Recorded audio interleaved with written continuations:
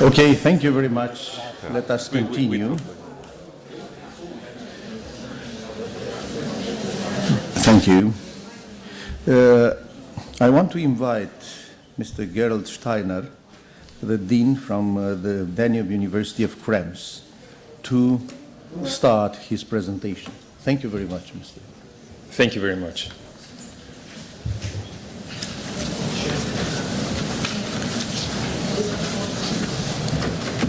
Could we start the slides? Excellencies, ladies and gentlemen, it's a real honor for me to be here, to stand here, and to talk about a topic which I think is directly related what we heard already over the morning session.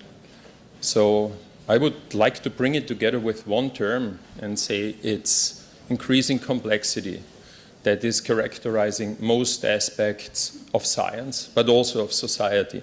And so the big question here is how to deal now with that complexity. What competences does it actually take in order to deal with that challenges, and maybe also to say with the grand challenges also mentioned over this morning. Grand challenges such as climate change, food security, all that issues, and how to bring that together. And actually also a kind of a critical question, what's the role of university? And therefore, based on this idea of transdisciplinarity that is standing for science-society collaboration, I would like to outline the specifics of transdisciplinarity as a kind of potential future path. So, before I get to competencies, before I get to some of the grand challenges and characteristics of transdisciplinarity, I would like to start with a short historical and epistemological reflection. I think it's necessary to specify what science is standing for, what societies and practice is standing for, what the core aims are behind, in order to find out what the direction is that we want to go in future. And so when we look at it from a historical perspective, we might start from medieval university issues of enlightenment that were essential to university. And later on, more target, more problem-oriented issues, such as during wartime, military research, military funding. That's one thing, so strong application, strong focus also on industrial orientations. And then actually coming something that opened the universities more by, say, for example, students on the street, students in the opposite position to what society, politics, and maybe university was standing for. So that kind of opening and providing more now a discourse arena was certainly something very essential. And here I would like to go now into 2 points in the timeline that I would consider here as a kind of a bifurcation. So based also on the specific situation of the 70s, say big environmental challenges, and also what was also stressed very often today, this upcoming knowledge society. So knowledge as something that was not only anymore related to universities, but also to institutions outside the universities and even to the expertise of practitioners in various fields, from industry to the smallholder farmer. And so how to bring that different kind of knowledge together based on the different aims that the various agents in the systems have. And further on, as we face it today, digitalization. What about digitalization as a kind of influencing factor, and also at the same time, you can see it differently around, as an arena that is directly influenced by our activities. So it's also a kind of a bifurcation, and the question is, how should and how can science and society interact in order to understand these potential future development paths, to understand what potential risks and vulnerabilities are, to ask what a kind of stable system or resilient system might look like, or the question, is stability anymore the appropriate concept here? Yeah, and then actually asking for the interventions. And this brings me now to innovation. So you see, I mean, I would like to stress that kind of story that not only puts innovation first, but actually understanding first. And based on this understanding, that is actually difficult enough to develop interventions and innovation that help us to get closer to the aims of society and of science. We also heard already various approaches out there. In the video message, we heard, for example, triple helix. I mention now transdisciplinarity. Then some people might say, okay, but I mean, actually, citizen science is the approach to go for. And others say, no, but I'm coming from the participatory research field. So what is it? I don't want to make now an argument just for transdisciplinarity, but I would like to make the argument for understanding the peculiarities of all that different science-society collaboration forms. And so therefore, I would like to build here on Stokes' quadrant. And actually, when we have a look here, what we see here in the one dimension, it's the relevance for generalized knowledge. So one could say this kind of general knowledge, validated knowledge, that's a core aim of science. On the other hand, with respect to the application, it's also the relevance for immediate applications. And so, and what Stoke actually did here, he divided that, and one could say in the upper left, you see poor basic research, such as by Bohr, or poor applied research as by Edison, or a kind of a mix, a hybrid situation of Pasteur and vaccination. So just as a kind of orientation framework. But this is actually not really enough to position now our approaches of science-society collaboration. We need something else. So therefore we added here this third dimension, of the process ownership. And the process ownership is of importance, because when I go now into pure consultancy, the process owner is not the university anymore. Then it's practice. This is fine, but we have to be clear on it when we do consultancy. On the other hand, when I would have a kind of applied research without participation of the practitioners, one could say that this is under full control of science. And in between, actually, you can position then the various approaches from triple helix, open innovation, including transdisciplinarity, what I would see in the kind of in a middle position, because it's very much based on the attempt to have mutual learning processes between science and society. However, this also needs to be specified, because when we say science-society collaboration, we are not calling for pure transdisciplinarity and pure interdisciplinarity. There are phases where it makes really sense to go just back to your core discipline. So transdisciplinarity followed, for example, by disciplinarity and interdisciplinarity. That would mean a kind of interdisciplinarity with a transdisciplinary discourse. But what I mean by that, I will show you in the following. Okay. I have to apologize for the lot of words here, but don't look at the words. It's just another reflection that I think is possible, because I would like now to do something that is in the opposite direction what I just suggested. I would like to separate science and practice before I bring it together again. Why that? Because I think, I mean, back to the roots, we need to focus what university is standing for and what practice is standing for, because otherwise we might mix it. And then I could ask, so yeah, maybe Google can do it all. Amazon can do it all. The Amazon University. Why are we needed? And I would like to make the argument that universities and transdisciplinary universities are very much needed now and for the future. Why?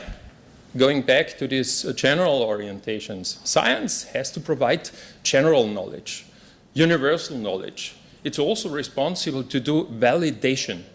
So it's not the core responsibility of a Google research initiative to do that validation, but based on the responsibility of science, one could even say science is a public good, is also to bring society forward.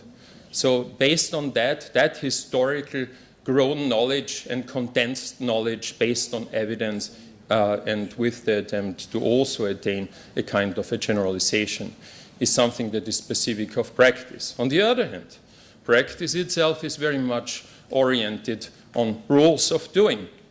It's not so much necessarily that the theoretical basis is perfect. Maybe it's more based on a heuristical approach. Maybe it's this experience-based approach that leads us to the goal, and this is fine. But there's a difference. And when I reflect now on the previous slide, this evidence-based, this generalization, validation is something that gives a particular role to science, and particularly with respect to the complex challenges that we face today. So rules of doing may be based on experience and heuristics instead of just theory-based and method-based, might lead here to a success. But, and now I would like to bring together what I separated. The argument is that the complexity requires our collaboration, the collaboration of science and practice. So when we think now about that kind of mutual learning, it's not enough if we say, okay, mutual learning is the paradigm we are heading for. I think there are a lot of lessons that we have to learn with respect to underlying theory of that collaboration process and also practically understanding and then a clear outline of the underlying aims in order to be able to find a common basis, because although we have different aims, there need to be a common basis in order to have a kind of a win-win situation that's also a kind of a motivation of doing something together. So, maybe one last clarification that I think is necessary. You see the small circle here, and I would say this is very much based on the North American perspective of considering science as natural science. In the European context, we have more that broadened view. So you see the bigger circle, so considering science not only related to natural science, but certainly and particularly related to humans and coupled human nature environment systems to have also a normative dimension. So you see on the one hand the rigorous and on the other hand the normative dimension, and the normative dimension is necessary particularly with respect to the involvement of agents, but no, I don't get that done. But what you see here, particularly when science is moving now in that kind of direction where the rigorness goes down and just the normative dimension is overwhelming, I would again critically ask, so is that then science anymore? Or is now science and university becoming just the activist among others? And for future orientation, as an individual or as an organization, I think it's necessary to be clear on that and also to reflect on that. So, after that reflection, I would like to stress now some issues that are also part of my thoughts here that are related to the competencies. We mentioned now very often that kind of difficulties and the challenge with the different systems. We heard it with respect to the Danube region, soil systems, water systems, climate change, people, disparities. So, yeah, we have different disciplines, different disciplines working on sub-question. Yeah, is that enough? How to bring it together? We make pictures. Why we make pictures? Because we would like to have all agents on the picture, not just the single ones. And one could see it similarly here in science. So what is like the big picture and how do we provide that? So therefore, the competencies should also tackle that kind of critical issue. Let's reflect just on a conceptual orientation here. So reflecting, personal competence, the professional domain competence, what is usually more in the focus when we talk about who is good in a field, in a discipline, very much often related to disciplines, understanding the field, the domain, knowing what state-of-the-art knowledge is, or say, for example, embedded in sophisticated supply chain analysis. But in order to bring the single parts of the whole picture together, we need a systemic understanding as well. And here I think that's another challenge. We have here now a technical university, then we have the humanities, and the question is, with respect to understanding the system, is engineering do it by modeling? And what about now, for example, the colleagues from anthropology and the other fields of social science? And how can we get it together? So although modeling was mentioned, I would say a big challenge is also to bring together qualitative aspects and quantitative aspects, and we are here by far not at the end of the road, but at its best in the middle of the road. Innovation as such, the question is also, what do we do as universities for that? On the one hand, we talk about rigorousness. That could also make us, to some degree, rigid. So I think to know where you have to be rigorous and when you open the floor for creativity is also a key issue that the university has to deal with. Yeah, and with respect, let's take the Danube region again, socio-cultural competencies. Yeah, we need to understand identities, cultural peculiarities, and differences in respect to historical developments. So all that together is a kind of a portfolio of competencies that we need in order also to tackle, for example, and now I connect to the sustainability orientation that we heard before in the SDGs. What about now when we relate that to sustainability? Again, please, this is not about the figures that you see here. Why I put that here is the following. When we talk about sustainability, that might be related to issues social, ecological, economic, sure, we know that, but it might also be related to the need to provide organizational means, to the question, are we, when we say sustainability orientation of the Danube region, so does that exclude the global level? Is it possible to consider the Danube region without having the global level in mind, and how to build that bridge? So there are all issues here, and so what we did here, because I think university also needs to have a kind of data-based analysis based on 4 universities. 2 universities are here, so Danube University, Boku University. We tried to figure out if there are differences with respect to perception of the importance of that factors with respect to students and also researchers. So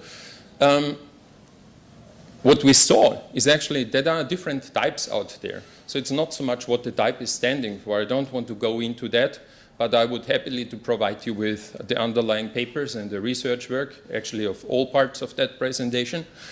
The point is that actually we see that there are differences with respect to institutions, although they are now in Austria, although they might consider themselves all as being part of a Danube region, but there are differences.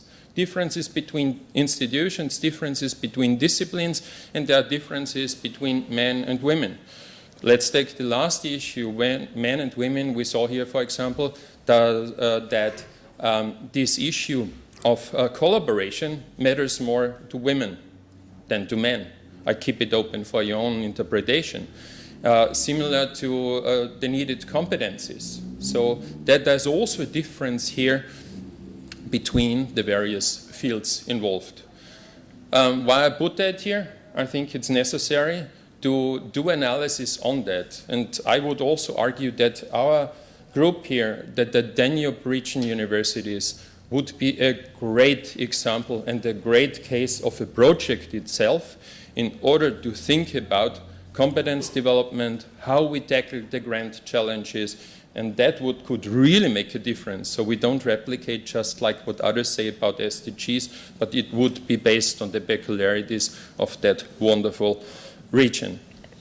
So, another thing, sustainability as such is not a stable concept, and that makes it now particularly difficult. It's dynamic. It's changing over time. It takes ongoing inquiry. We have to check for system limit management. We discussed that today. It's about pollution. It's about resources availability that can be based on brains, that can be based on funding, that can be based on mineral resources. So all that kind of dynamic system limit management is another issue here. And then when we bring now the dynamics between generations into play, it's not only the disparities within one generation, but also between our generation and following generations. So, and now this is actually the explanation, what I said before, not all things require transdisciplinarity. So, for example, in order to understand what the common challenges and joint problems are, a disciplinary discourse is essential and important.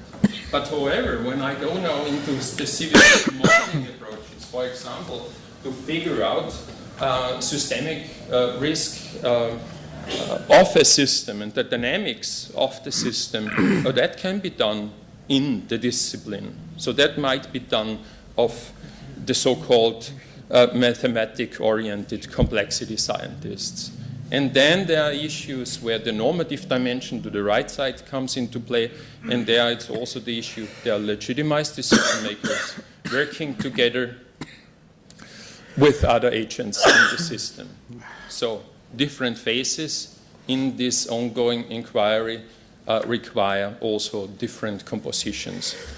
And this is not enough with respect to the dynamics and the peculiarities of such big challenges. I go now into the issue of the agent itself. So you see the agent to the right side. That could be entrepreneur, that could be an innovator, that could be a group, a facilitating group. And in the middle, you see various dimensions of the innovation system, the topic of that conference. And that might be infrastructure, that might be a socio-cultural dimension, that might be a financial economic dimension, IT, built environment, or the ecosystem as such. And that is differently perceived. And not only that there are differences between people, between organizations. To the right side, you see empirical analysis on implicit and explicit orientation. So when you ask me now, Gerald, how important are the various dimensions? I give you an answer. This is my explicit orientation. But that's not necessarily the same as my implicit profile. Not because I lie. It could be that I want to lie to you, but it's also possible that actually the implicit orientation profile differs from the explicit one. Why? For example, greenwashing, or say the attempt to say, okay, it's important to me, but actually maybe sustainability is not really that important in my real decision-making process. So there are tools out there. For example, here we use the implicit association test from the cognitive science. And those are methods also that can be further developed for the future. Now, let me go to the last part of my presentation. And based on that kind of reflection, based on that kind of overview of requirements regarding competence profiles and specific situations of dynamic and grand challenges, I would like to outline some issues that we consider now here as core dimensions of knowledge integration in the sense of transdisciplinarity. On the one hand, interdisciplinarity is not another concept. It takes interdisciplinarity in order to head towards transdisciplinarity. That means a stakeholder discourse of different position is necessary. Also, integration of the water, soil, climate system, for example, at the Danube region. Not only the isolated view, and then the question of integration of different cultures, religions, and the integration of modes of thought, creativity, intuition, and also this analytical and rationality-based issues. So when we reflect on what I showed you also before, we see that that kind of knowledge integration is related to specific competencies. And let's take one example here based on a global phosphorus supply chain. There we applied it to 125 partners, and here it showed that the interdisciplinarity needs to be extended by a stakeholder discourse in order to tackle the situation, the problem, and in order to find out the ways to move into the future. But as a reality, what you see here, this supply chain needs to be kind of segmented. We need segments. We don't need only big picture thinking. That means this is now a kind of a call for interdisciplinary or disciplinary excellence in interdisciplinarity and in transdisciplinarity, and that needs to be done again in segments, in facets, which need to be brought together at the end.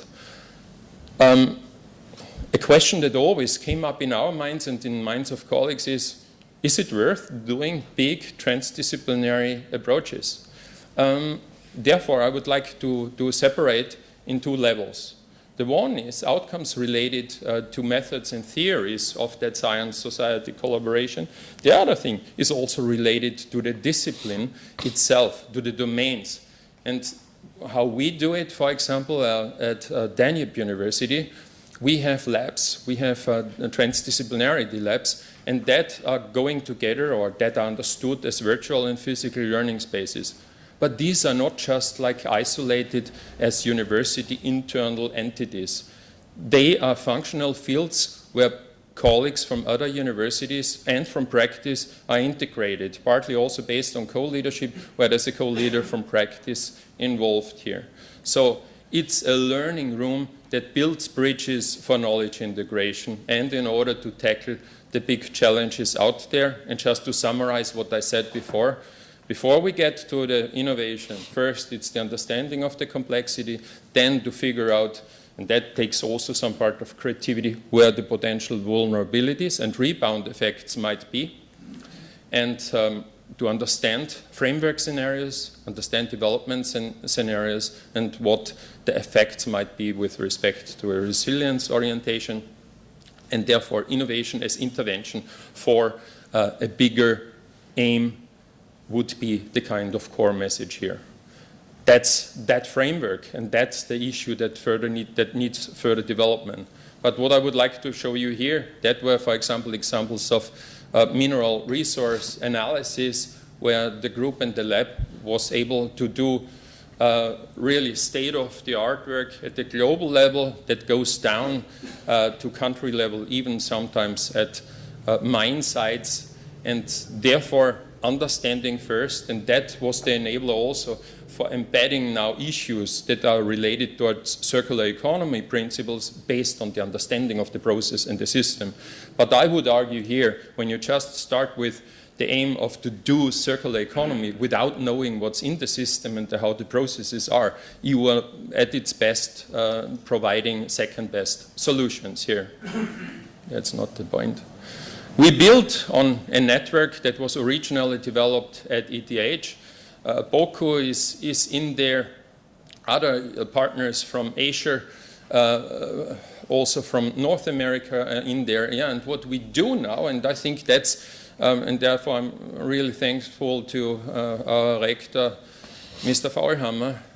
You need, in order to make transdisciplinarity work, you need to have preconditions at various levels. That means it needs to be a basis for the institution. It is there. It's also a philosophy of our leadership. It needs to be based also in the original setting or organizational setting. So you need structures also for that. Yeah, and you need to live it. at various levels. And when one is missing, most probably it will not work. So, a lot of work has been done, a lot of work needs to be done, and therefore, in the name of our rector, our president, Mr. Faulhammer, and myself, I would like to invite you to Krems for the first Global Transdisciplinarity Conference taking place next year in September, between 28th and the 30th of September. It's about science-society collaboration. Other approaches from citizen science and so on are most welcome. So it's like bringing the approaches together, working on a common future for approaches related to science society. And this actually also goes together with the 15 years Danube University celebration at the 1st of October. So it's a good reason to come to Danube University and to Krems. And I would be very, very happy to see you there. So thank you very much. I would like to share also the material if you're interested on that, and see you latest, hopefully, in Krems in the next year. Thank you very much.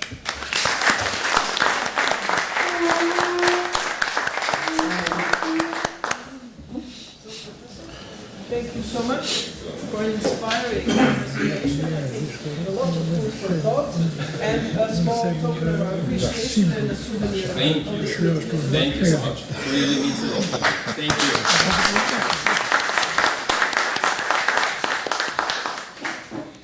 Thank you very much, Mr. Steiner. Any questions? Any discussion? Yes, sir.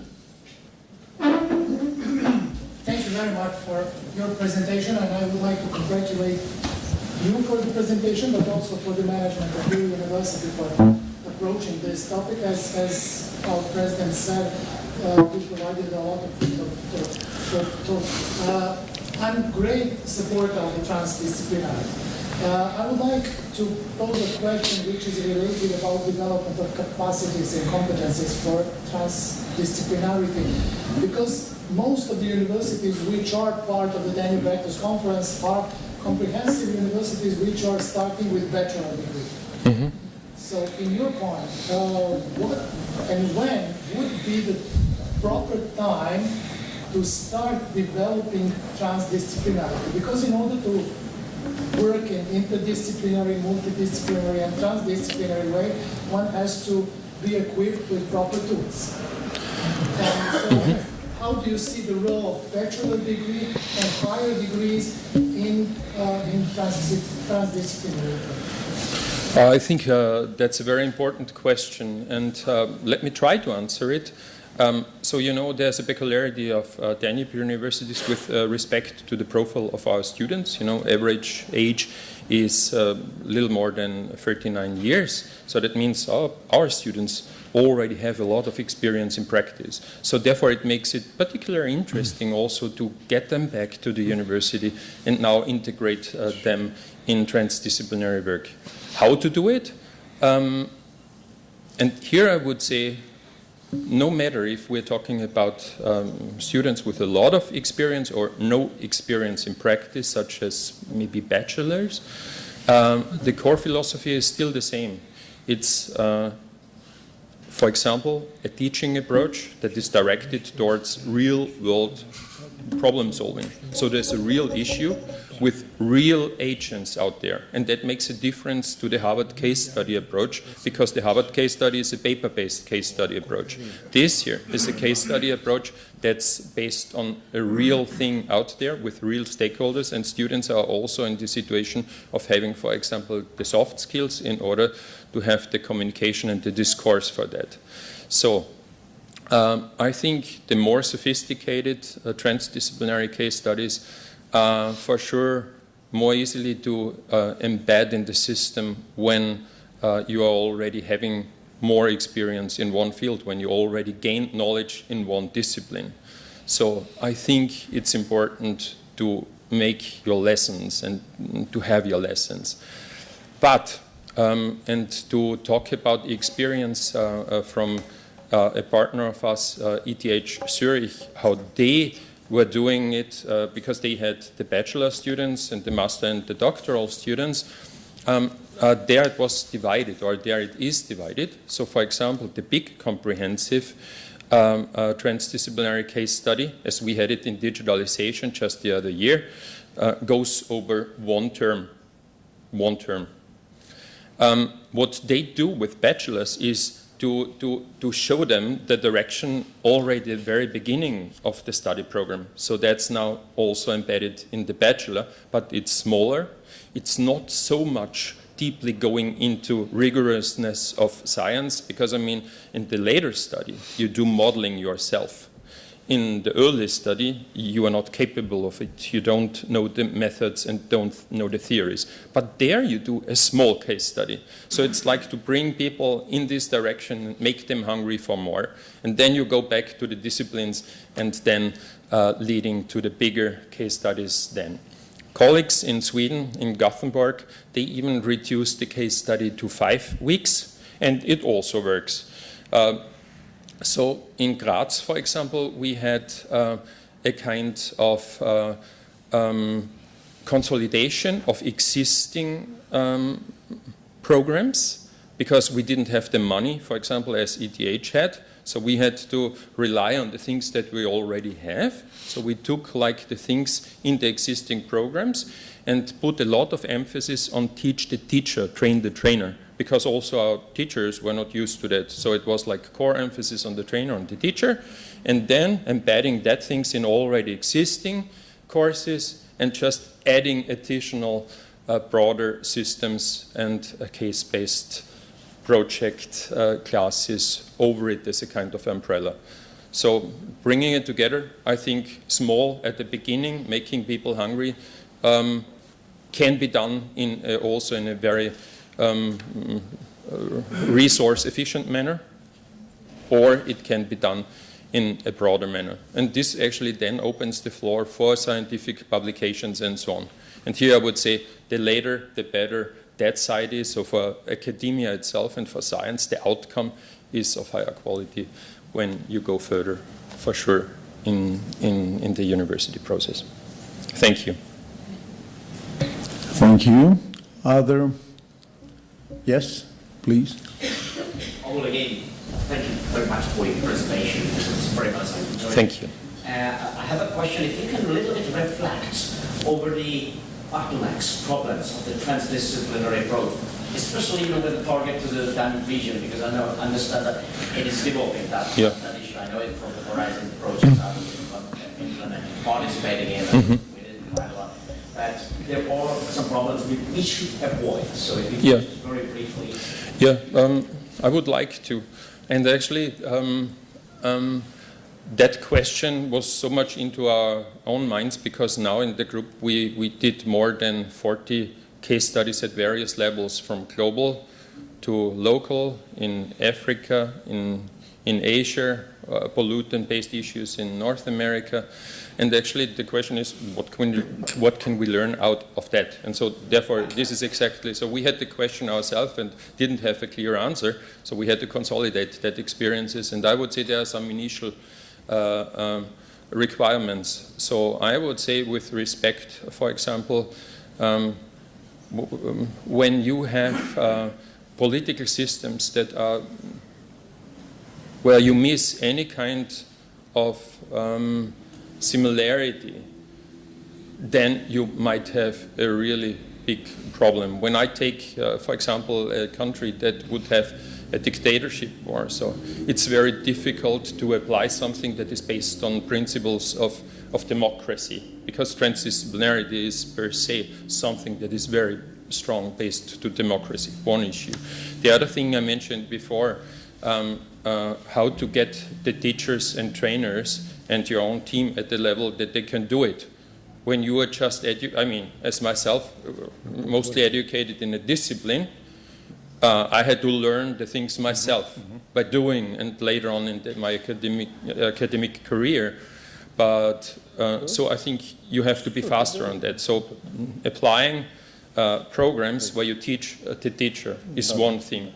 The other thing is also based on resources. And here also, maybe as a kind of giving you an idea, I think when universities and when we would do something like that, a project for the Danube region, the question is who is concerned by that, what industry is concerned by that, what political entities are concerned by that, and I would keep it like that. If something is good, it can cost something. So therefore, a transdisciplinary project might also be something that kind of can cost something. And I think industry or agents from practice are willing to pay a price for that. Why that? Because I think there are now enough examples out there where that approach was successful. There are also examples out there that were not so much successful, but therefore I think it's necessary to reflect on that as well. And I think the methodology as such, to have that kind of understanding of something, what is bringing us together. It cannot only be the research question and then having like a puzzle done together. It needs like a kind of integrated process approach also in order to bring the things together. And then at the end of such a process, the question is it worth the effort? And that brings me back to the very first thing that I said, it's related to complexity. Seriously, I honestly think transdisciplinarity is not the appropriate approach for simple and complicated problems. No, why? I mean, you have good disciplines and approaches in order to work on that. It's the complexity. Complex problems are the issue where transdisciplinarity is worth the extra effort. And I think this is important to have that in mind. Just see that they need to compare my thoughts with yours. And okay. Sorry, I nearly forgot that. And I think, I mean, in the future it will be more and more important to show also that it is worth, not just like to have, you know, some evidence, because, I mean, you know, the voices, the stakeholders, sure, they're important, but I mean, we do science, we are universities. So what about the monitoring? And I think that's the next step also for all that science society approaches. We don't have appropriate monitoring systems. We have to rethink the indicators because, I mean, that go beyond traditional indicators. You cannot easily measure all that. So how to measure the outcome of that kind of collaboration? And this is important. So we did some work on that. I'm very happy to share that, particularly in the case of Kenya. We did a kind of a monitoring, but it's not at that stage where we would like to have it. It's a first stage. But I think we have to do more on that. Thank you for the great question. Thank you. Other questions? No. Thank you very much, Mr. Dean. Thank you. Thank you. Thank you.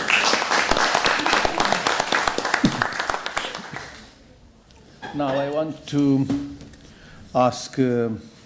Jürgen Reitzner, the General Manager of Steinbeis, Transfer and Management, to present his paper, as usual in our Danube conference. Thank you.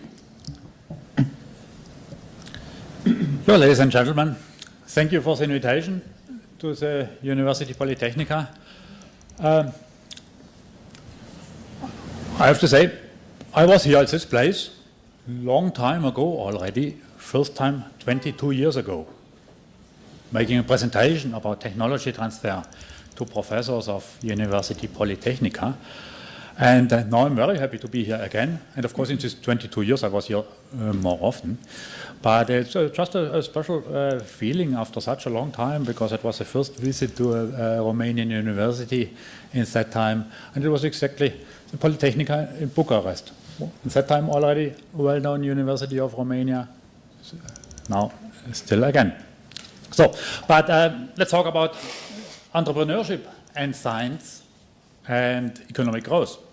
Because when we heard about Danube strategy, everybody knows about Danube strategy already. Romania had the presidency for 1 year, did a great job with a lot of effort to promote and to implement the strategy. And so people are aware of the strategy and of the topics and the challenges. And important is, and that's what I want, what I usually point out as much as possible, people the inhabitants in the Danube region cannot think so much about environmental protection, culture, tourism, if the economic situation is not a good one. And I refer to the economic situation of individual people and families, not about the economic situation of the complete country. So the people need to benefit from all this. They need to have a higher income, and then we have a good result with this strategy. To be able to increase the salaries and to increase the income of the inhabitants, it's necessary to have some economic growth. And the question is how to do it, and what can universities do to support all this. And that's a little bit what I was thinking about when preparing this presentation. And Rector Kostoyo this morning mentioned that we need young researchers, and that's exactly what is also presented and the message of Marie Curie action. There was also a big forum, a big conference taking place in Bucharest this year when I was invited and participating. But it says exactly, for economic growth we need a new generation of creative, entrepreneurial, innovative, early-stage researchers. So universities teach students also to become researchers. And it's necessary to convert this knowledge and the ideas to products and services, because that's the business behind, and that brings money to the companies and to the people. Question is, what knowledge and what ideas?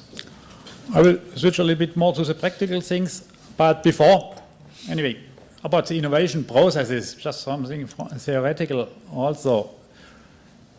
Most of you here are from scientific sector, I guess.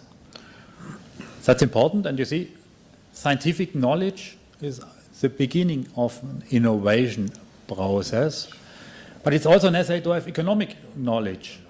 Knowledge what's going on in the market, thinking what are the markets of the future.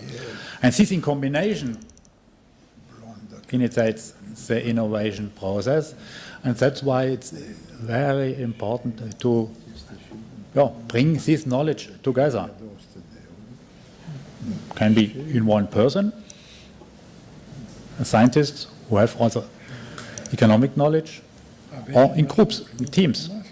Important is to combine this knowledge and then to start this innovation process to become competitive and successful on the market. Because the market is changing, there are a lot of challenges, a lot of new challenges. I want to give you some examples. Look at this, please.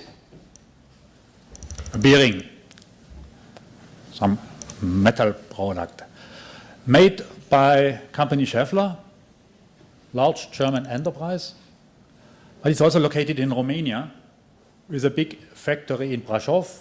I think they have about 5,000 employees in Brașov. So that's not the subject. The subject is this one. Left side, the product from Schaeffler. The right, a copy made in China. Without asking Schaeffler, without support from Schaeffler. They just copied it. They know how to do it. Maybe the quality is not nice, not good enough, but it looks like the same. And for a customer, at first you don't know what is the difference. The little photo on top shows already also the label. So the name of the company is copied and put there. The packaging looks a little bit different, but in principle nobody can find a difference. So they know how to do it. If they know how to do it, why to employ 5,000 employees in Romania for low-cost manufacturing when the Chinese are for sure cheaper? The question is, can we continue like this, low-cost manufacturing in Romania, Bulgaria, Serbia for the near future? Or must we be careful about such development? And not only, that's the illegal part. Of course, some companies understand the Chinese thing can do it. Why not go to China? Exist more examples. Such one. On the left, the original, the right, a copy. You don't see any difference. And this example I like very much because of two reasons. Everybody has such things at home. Use it. The Chinese don't, so have their sticks, but we in Europe work with it. Do you know how many companies in Central and Eastern Europe manufacture cutlery? Doesn't exist one. Yeah. Some Turkish companies, German companies manufacturing in Turkey. But you see, it's a market. Everybody buys such products, everybody needs it, but nobody's manufacturing it. Now, that's also something to think about, what to do on the market, what business to start. It's difficult because it's big competition, but it's a product known for hundreds of years, could be manufactured and developed. So what is the connection to the science? Of course, companies know how to manufacture it. This one, that's from German company, Württembergische Metallwarenfabrik, close to in my neighborhood somehow. And as the Chinese just copy products, it's a question what to do. We have to make such products which are on the market for hundreds of years. We have to do it better. And that's the big question. How to make a product what exists for a long time already better in a way that nobody can copy it, that people buy it and they buy this one and not something which is made by other companies. This product has a new surface. I don't know how to explain what is a technical process, how to do it. That's the work of engineers and scientists. I just know the result. This surface remains without any scratches for many, many years. I give a guarantee, I think, for 50 years that there will be no scratches on it. This is a special treatment and, of course, result of some scientific work. You cannot just polish the surface and do something what was done all over the years. It's necessary to do something new. And that's what is a challenge. How to combine the needs and the interests of the business sector with the opportunities, with the offers from the researchers to bring it together. Doesn't exist any research or scientific field to make a new surface for cutlery. It must be, so the right people must find each other, and that's something about technology transfer and communication between the business sector and the scientific sector. So that's an example. What I would like to continue with this one, a little coffee machine. And guess what? It's made by the same company. This Württembergische Metallwarenfabrik is a company for metal processing, more than 120 years old, well known for metal processing. This product has nothing to do with metal. It's plastic. And it, of course, needs new knowledge in the company. It's very little. You see, there's one cup in it. It's also some work to think about how to minimize everything what is inside. And it keeps a lot of people busy to make it functioning. So we're winning a lot of prizes, a lot of awards for the design. And it was a new and first coffee machine of this company for the private sector. And now, guess where it's manufactured when it was put on the market? Not in China, because they would have made copies immediately. It's manufactured in Timishwa. So things happen. I was somehow involved in all these activities. That's why I take this example. And next step was to make a bigger coffee machine. Because the company became known for coffee machines on the market. And then they made, let's say, something like a Mercedes of coffee machines. This coffee machine on the left, small, simple, cost somehow, when they put it on the market, €80. expensive for such a little thing, but it's good quality and special design. The big one costs 2,800 euro. Question, who buys a coffee machine for 2,800 euro just for private use at home? Coffee is somehow the same what you get out of it. But people buy it, it's a market. And now just imagine, this is full of new technologies because it's a special design, special quality, very complex. There's boilers inside, several electromotors and pumps, creating heat in such a small case. Then it needs a lot of people with very special knowledge to make such a thing functioning. And that's what this company was not able to do alone. It's a metal processing company. There is some metal around, of course, but all these sensors and the whatever things, these electronic components, are not in basic knowledge of this company. They had to hire some experts as employees, but they were also, of course, working with institutions for technology transfer, for working with universities, with students, with professors, to make this thing functioning. And of course, selling such coffee machines for a price of 2,800 euro can bring some profit. That's a coffee machine what you not easily can copy. That's a complex system, and they are competitive and sell it in big quantities all over the world. So, but does it work still over the world? I will switch now a little bit to this market, the international market, because from Germany we export all over the world. Also, Romanian companies export a lot to Germany, and then from Germany it goes all over the world. Things are changing, challenges, risks.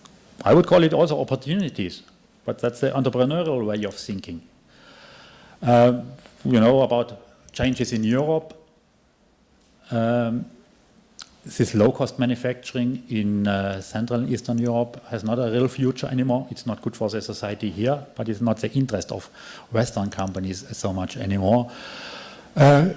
China becomes more and more active, has a lot of influence here also in the Danube region with this Belt and Road Initiative. They buy ports, they invest a lot.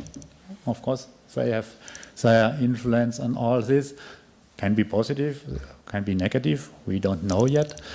What's going on in Russia with Ukraine is the reason for some sanctions. What will happen in Turkey, we don't know yet. And so there are a lot of changes and other things. America is a big market. Iran could be also a nice, interesting market, but if you do business with Iran, you cannot do business with America anymore. So there are a lot of new things. What we have to take into account, that's not for scientists directly, but it's for the entrepreneurs, for the business people, and they have to adapt their business, taking into account all the things what's going on in the world. And who is able to survive all these changes?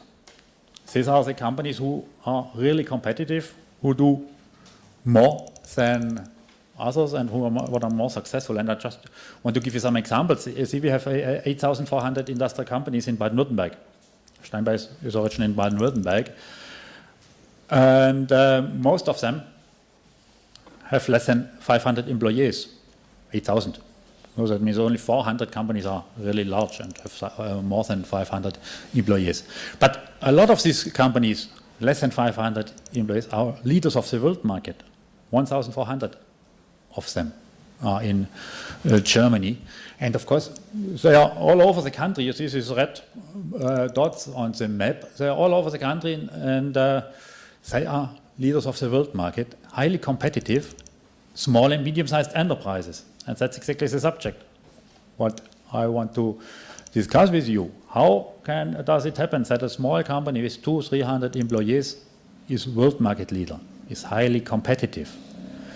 They have workers, they have engineers, they might have also some scientists involved, but they cannot have big laboratories, they don't have professors working permanent there to develop new technologies and to have a lot of inventions. Doesn't work. That's external knowledge Yeah, they have the idea, the knowledge from the market, and they combine it with the knowledge from science sector. But this is an external sector, universities, and the question is how to connect the business sector with the universities. So we have such experiences. We say this technology transfer is one main element of national economic development.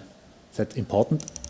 Germany in Baden-Württemberg invests more than 5% of their GDP in research and development, and 80% comes from private sector. So that means goes directly to the business sector to be more competitive. And yeah, there are also some risks, because we have to, when we think about what could be done in Danube region, how to do it.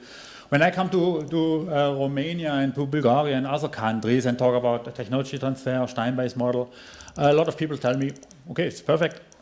Technology transfer, we know it's important, it's good for the economy, but we do it already. And of course, everybody knows some good examples. Exist such good examples. I also know such examples. But when you have a look on the statistics in Europe, in Danube region, Romania, Moldova, Bulgaria, Serbia, they are not that much advanced in university-industry collaboration. I did not put the statistics here now, not to bother you too much with such figures. It's just simple, easy to find out. Exist some reports, what we can see the ranking of the countries in the Danube region in this international contest. And 2 weeks ago I was in Vienna discussing also this subject, and I got the message, we have to be careful when establishing technology transfer centers at universities, because the professors might be too busy with such projects, European projects, project with companies, and they forget to teach the students. So that was an issue in Austria. I learned now from Professor Vollhaber that it's not about the private business so much, but in general it is an issue. Must be clarified. It's also here in Romania, in other regions. What if the professor is too much interested in such additional business? Could happen. In Baden-Württemberg, we have 700 professors involved in Stein-based activities. It works, but it's organized because it's transparent, it's legal, and everything has a structure. And it's easy to follow up who is doing what and why. And as it's organized,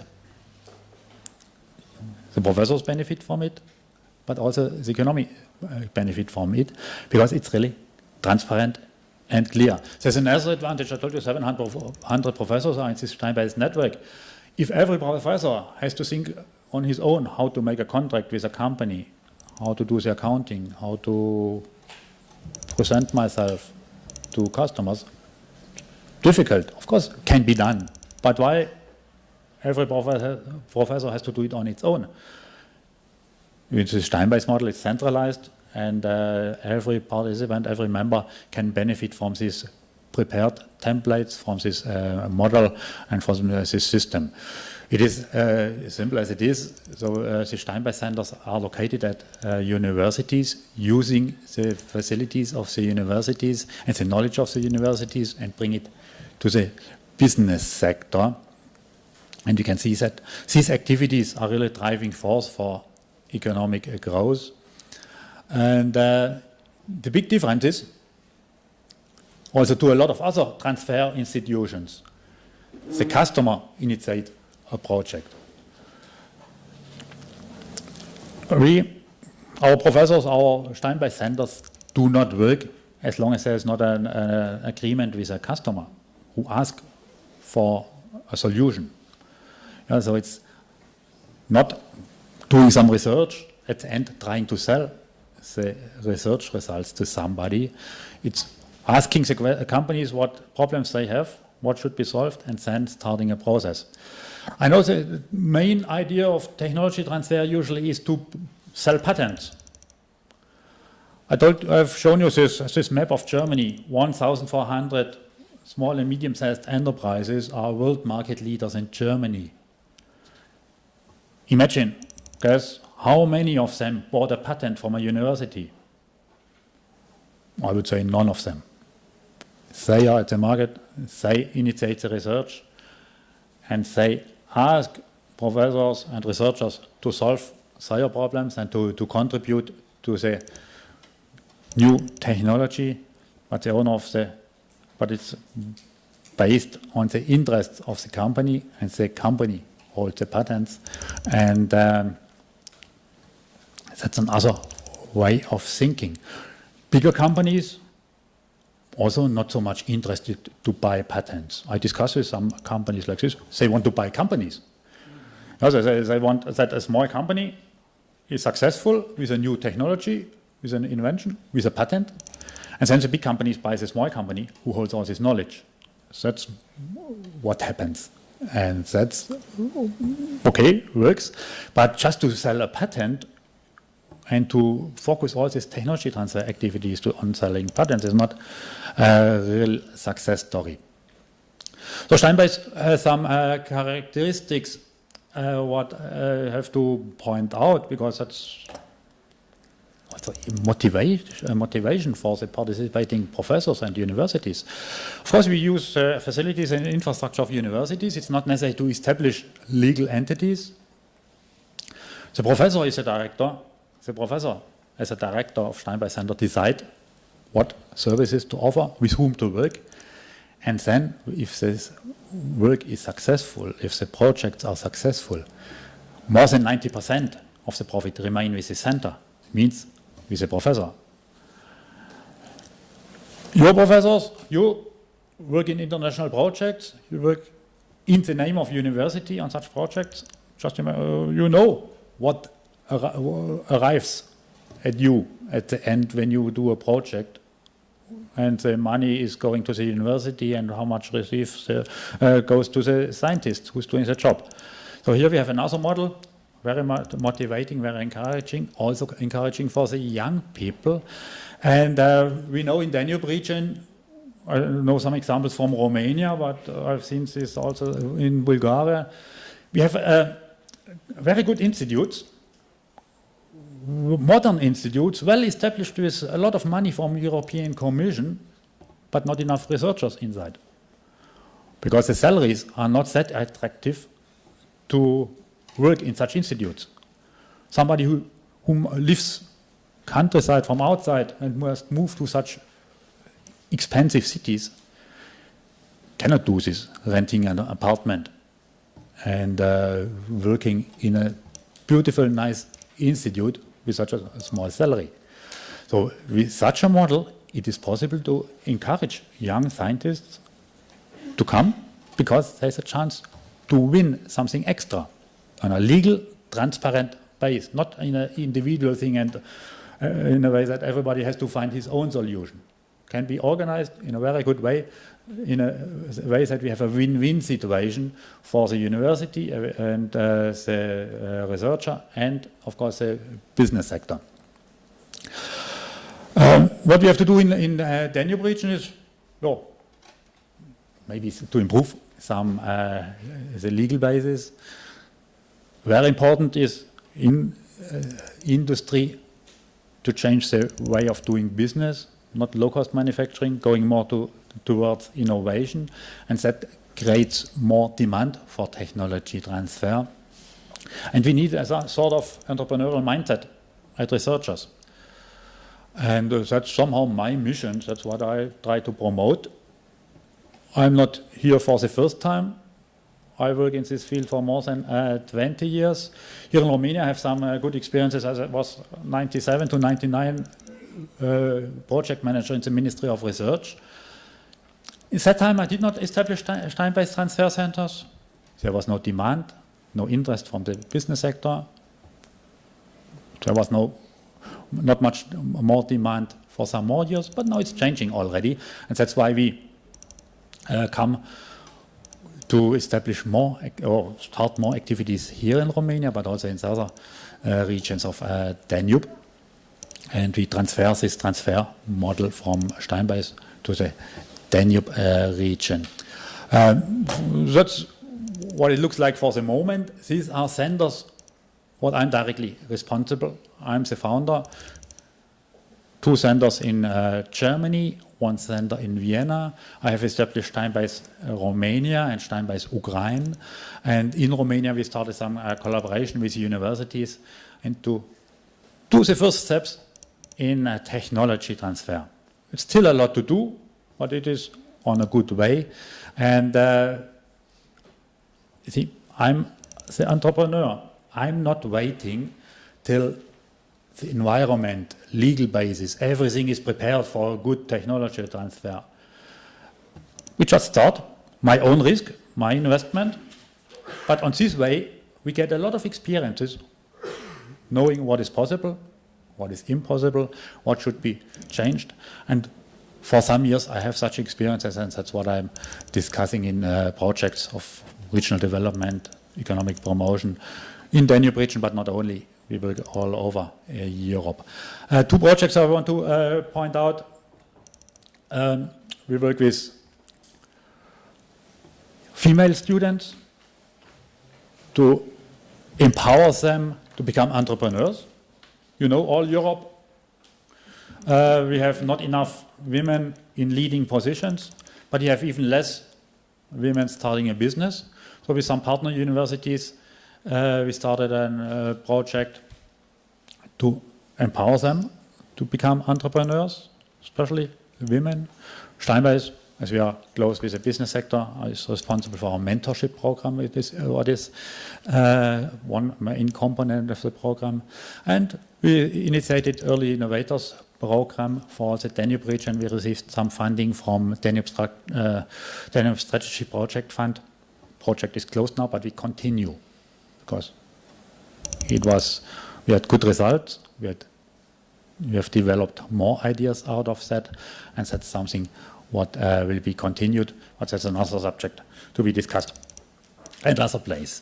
So I think that's it for the moment, not to be too long. And of course you can discuss lunch, afternoon, anytime. I'm here more often in Romania. Thank you.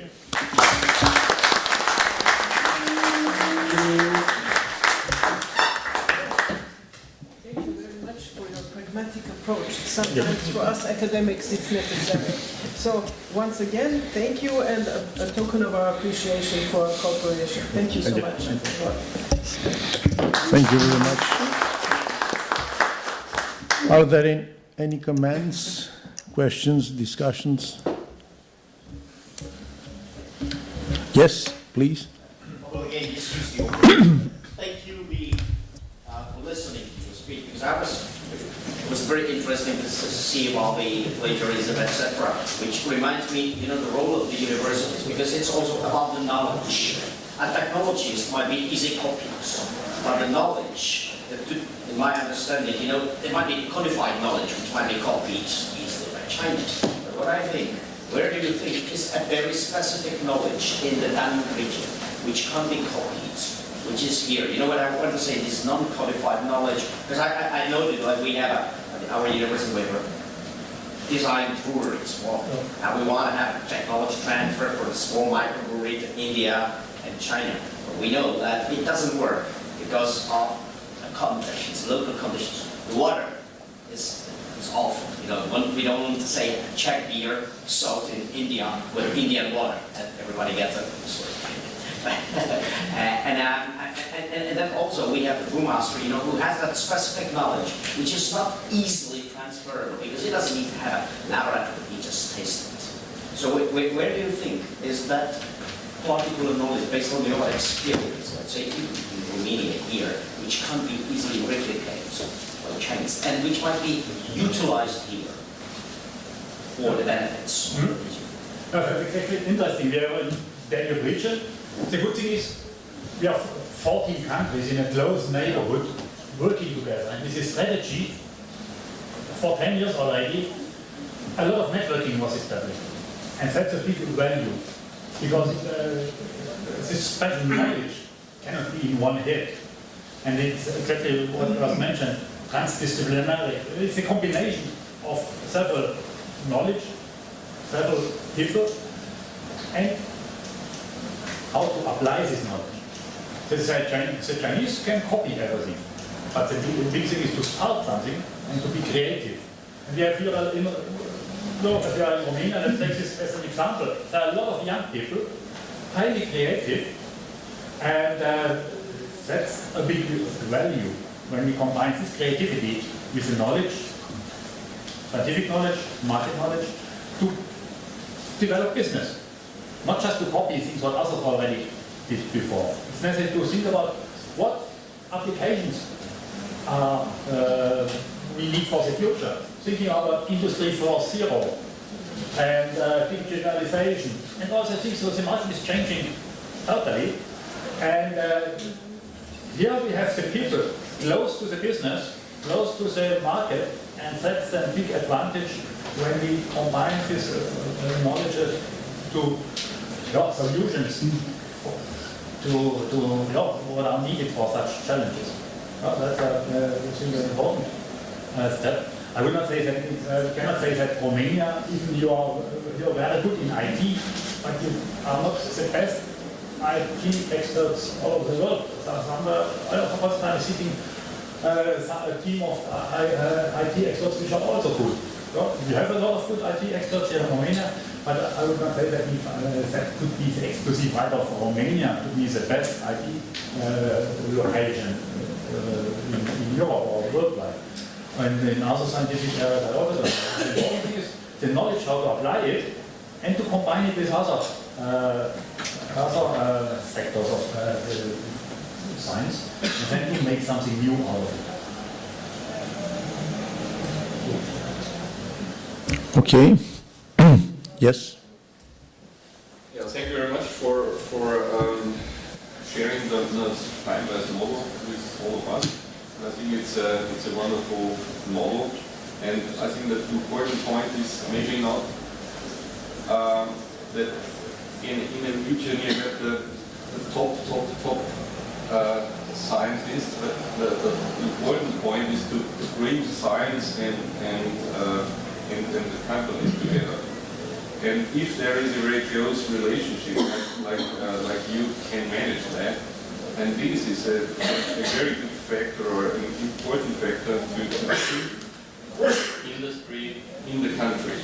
I have a lot of these examples in Austria. So Austrian universities were maybe not so prominent now here, with to be a little bit reluctant maybe, but there are quite nice examples that through public, in this case public-private partnership models, it was possible to keep larger industries in Austria, and that they at least built new sites and so on and so forth, and the owners of this industry, they said, because I have specific scientific groups, that's why I'm here and not in Singapore. Yeah. So I just want to emphasize that I think it's extremely important to organize this close relationship. And in Austria we have also maybe one best practice model, which is the Christian Doppler laboratories, which will be now 25 years next year, where we organize also this cooperation in a very clear legal framework with IPRs and so on and so forth. So I see it as a complementary activity to the Steinbeis, where we grant up to 750,000 euro per year for 7 years of such a laboratory, which is then financed 50% by the government, 50% by the industry.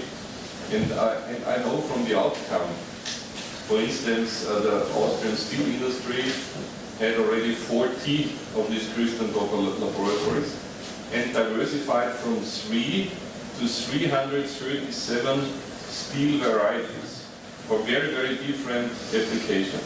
And that's why the Austrian steel industry still is competitive, although it's a high-cost country. Yeah? And there are many other examples with Boehringer, with Chanel, and so on and so forth. So I think we should put much more emphasis on this connection between academia and economy and industries. And I think this would be for the very good example. Thank you. And I would like to, referring to this, to add two information or ideas. One is important to understand science don't need to result in inventions, in a totally new product. But okay, it can be done. It's nice. But that's not the main target. Especially when we talk about technology transfer. Simple solutions, but helpful for the industry, can be little projects, little things, but a company might have a problem what they cannot solve, but a professor at the university can solve it, and that's very helpful. I told you, this cutlery as an example. It's not necessary to invent new products, but improve it. Can be a big step, a small step, and that's necessary also to know as a scientist. Why not to go for little things and to help the industry? At the university, in the research center, you can do it on big projects, but for the company, when it's about transfers, can be little things to be transferred. And what is not so much known or not so much public, something internal from Steinbeiß. I can tell you that about 50% of our projects have a budget of 2,000 euros. Say nothing. And if you talk in the television, some professors and talk about projects of 2,000 euros, nobody is interested to do such a project. And if you do such a project more often, do something interesting, and from a little project, it can become a bigger project. But companies need sometimes only little solutions, small things, and therefore they are ready to pay. And then in the next step they ask for more, and they ask for more often for that thing. And that is transfer. That helps the companies to be competitive. It's not permanent to have in mind we need new technology, we need a totally new product. That's okay, must be a target also, but not only. You have to think also about smaller projects. Okay. So I propose to you now to have a break for lunch. The lunch is on the 5th floor. You will be guided there. And then at 1:30 to meet again here for the next panel. Thank you very much.